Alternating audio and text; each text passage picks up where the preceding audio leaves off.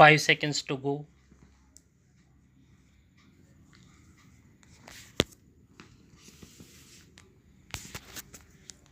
Start.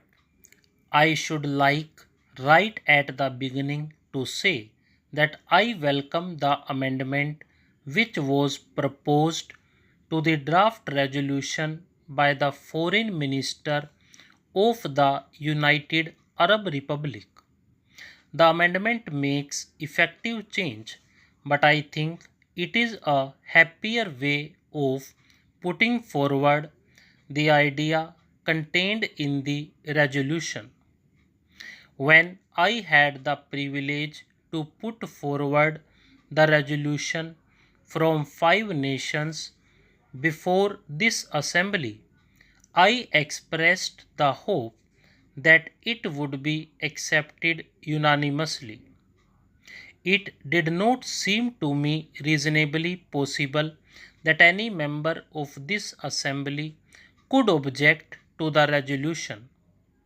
It was straightforward. It contained nothing in it against any individual or this group or that group, but it did represent a strong and passionate desire that things should get moving and that this assembly should not sit paralyzed as if it could not act. Therefore, it was with considerable surprise that I received the paper containing an amendment on behalf of Australia. I read it with care. I found some difficulty in understanding it, and the more I read it, the more surprised I was that any member of this assembly should have put this forward as an amendment. I venture to place before this assembly my reasons for this. First of all, it seemed to me quite patently that it had nothing to do by way of amending the proposition which we had put forward.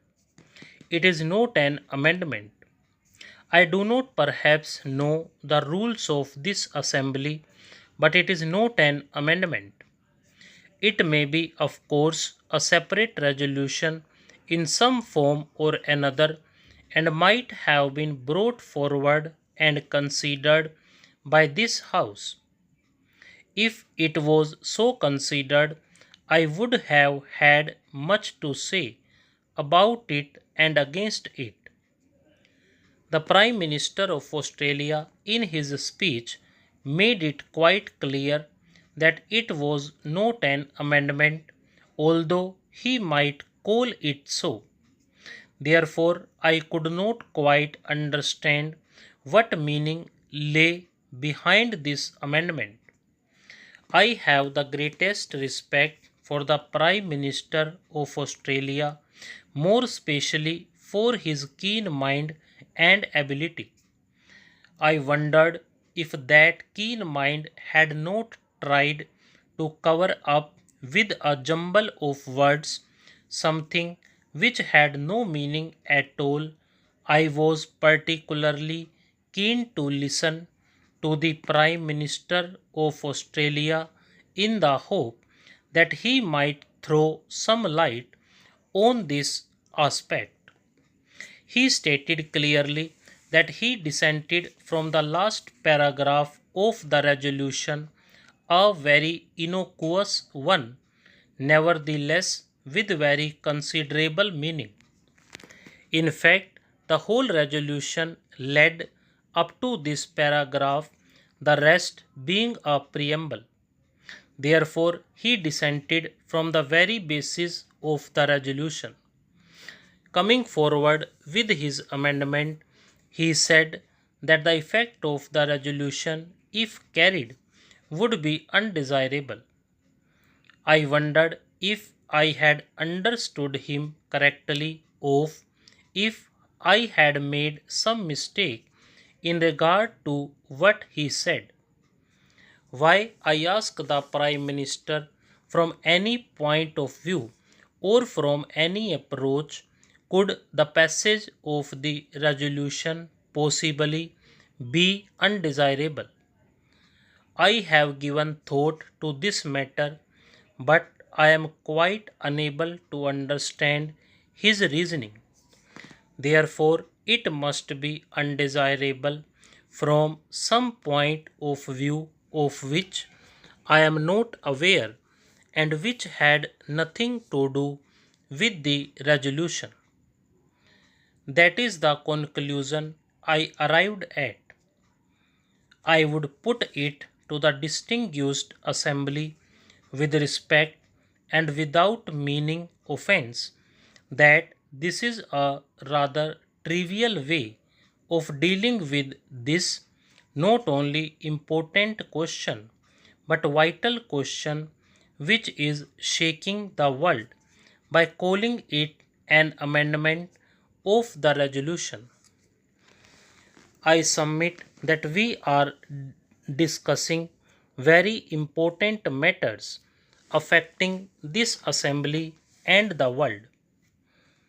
The Prime Minister, in his argument, talked about a conference.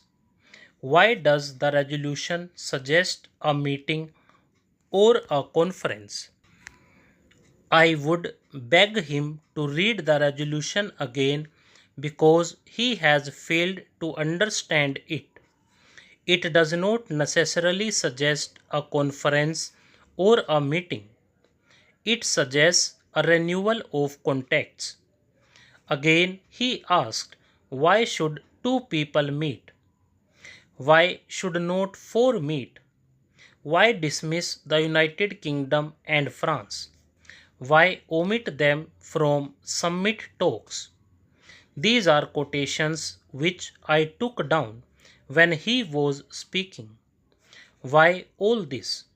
He asked, well, simply because there is no why about it, because nobody is dismissing or pushing out anybody or suggesting it. He has missed the point of the draft resolution and has considered possibly that there is some kind of a secret motive behind this. I really regret that any such idea should have gone abroad.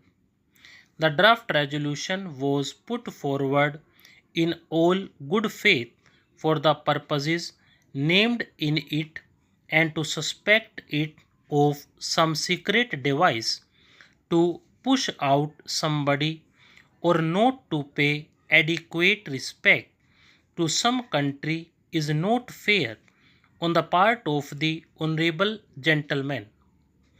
Indeed, I greatly regret to say that the Prime Minister of Australia has done very little justice to himself in proposing this amendment. Stop.